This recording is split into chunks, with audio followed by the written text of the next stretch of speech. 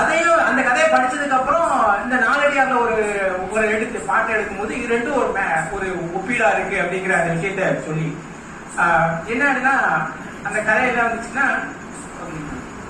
நம்ம அல்ல குறையாத அக்ஷய பாத்திரம் பார்த்திருக்கோம். அல்ல குறையாத அக்ஷய பாத்திரம் தான் இருக்கு. ஆனா போல நிரம்பாத ஒரு பாத்திரமும் இருக்கு அப்படிங்கிற ஒரு பாத்திரம் இருக்கு. அது என்னன்னா பேராசை என்கிற பாத்திரம். அது நம்ம கிட்ட எல்லாத்தையும் இருக்கும்.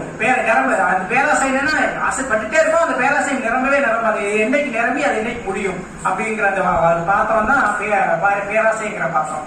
ஒரு மன்னர் நகர்வலம் வந்துகிட்டு இருக்கிறாரு. நகர்வலம் வந்துட்டு இருக்கும்போது அவர் யாசகன் வரா. யாசகன் வந்து ஐயா அப்படிங்கிறான். யாசகன் இல்ல என்னுடைய அமைதியை கெடுக்காத அப்படின்னு சொல்லி அந்த மன்னர் சொல்றாரு.